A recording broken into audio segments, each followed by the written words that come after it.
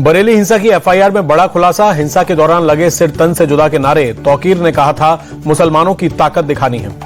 उग्र भीड़ ने धार्मिक नारे लगाते हुए पुलिस पर किया था हमला। तौकीर के करीबी नदीम में भीड़ को उकसाया था। बरेली हिंसा मामले में अब तक 81 आरोपी गिरफ्तार। अरेस्ट आरोपियों में कई पश्चिम बंगाल, बिहार के रहने वाले।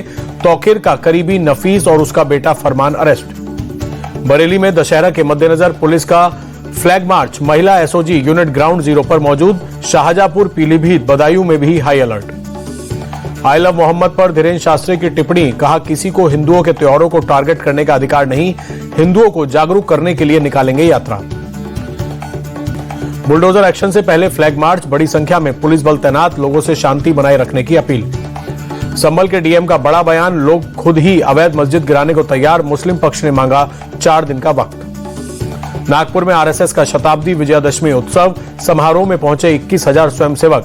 पूर्व राष्ट्रपति रामनाथ कोविंद बतौर मुख्य अतिथि शामिल। विजयादशमी समारोह में विदेशी मेहमान भी शामिल। यूएस, ब्रिटेन, इंडोनेशिया और थाईलैंड के प्रतिनिधि शामिल।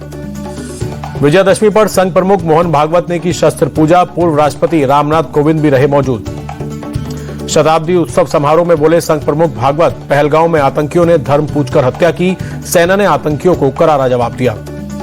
संघ प्रमुख ने कहा, सेना के शौर्य को दुनिया ने देखा। ऑपरेशन सिंदूर में सरकार ने दृढ़ता का परिचय दिया। मोहन भागवत ने कहा, हमें आत्मनिर्भर होना पड़ेगा। दूसरों पर निर्भर नहीं रहना चाहिए। आत्मनिर्भर के लिए स्वदेशी जरूरी। संघ प्रमुख बोले, अंतर्राष्ट्रीय संबंध जरूरी पर मजबूती नहीं। अब उथल पुथल वाली क्रांति आई। मोहन भागवत ने कहा, सभी पर अमेरिकी टैरिफ नीति की मार। विश्व का जीवन परस्पर निर्भरता से चलता है।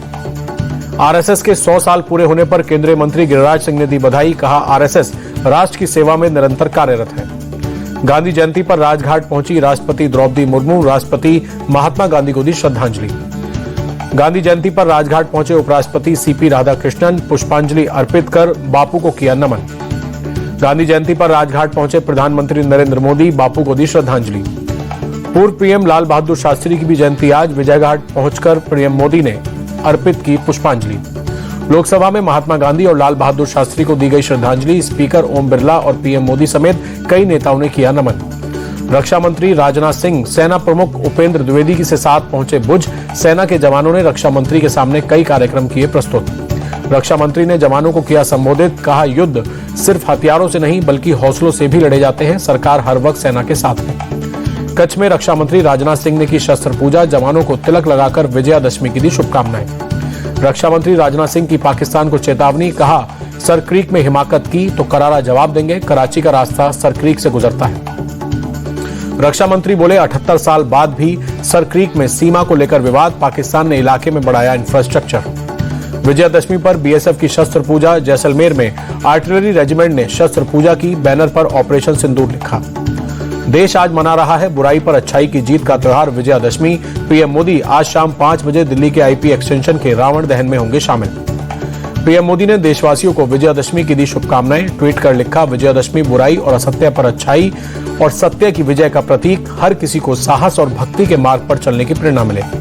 राष्ट्रपति द्रौपदी मुर्मू शाम 6 बजे श्री धार्मिक लीला कमेटी के रावण दहन में होंगी शामिल। उपराष्ट्रपति सीपी राधाकृष्णन लवकुश रामलीला कमेटी के रावण दहन में रहेंगे मौजूद।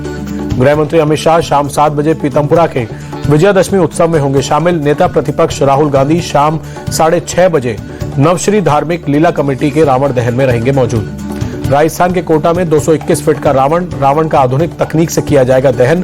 करीब 13.5 टन है पुतले का वजन। हिमाचल प्रदेश में कुल्लू दशहरा की धूमधाम से हुई शुरुआत। देवी हिडिंबा की शोभा यात्रा पहुंची कुल्लू। हजारों की संख्या में लोग यात्रा में शामिल हुए।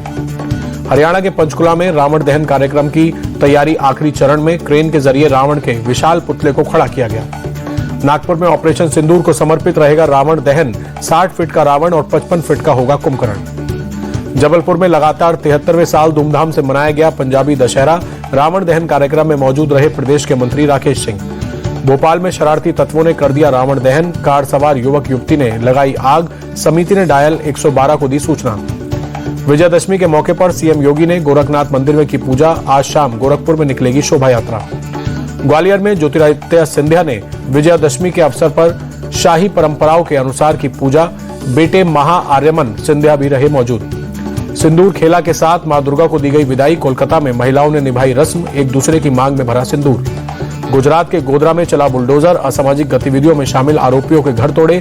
पुलिस स्टेशन पर हमले करने वालों पर भी एक्शन होगा। हरियाणा के नूह में मुठभेड़ के बाद एक आरोपी अरेस्ट। 27 सितंबर को पुलिस पर पथराव और फायरिंग की थी। आरोपी अखलाक के पैर में लगी गोली। यूपी के हाथरस में मुठभेड़ में 25,000 का इनामी चोर गिरफ्तार। पुलिस की गोली लगने से चोर घायल। बाइक, तमंचा और एक जिंदा कारतूस बरामद। तमिलनाडु के तिरुनेलवेली में तेज रफ्तार कार हुई हादसे की शिकार। डिवाइडर से टकराकर हवा में उछली। कार में सवार 2 लोग गंभीर रूप से घायल।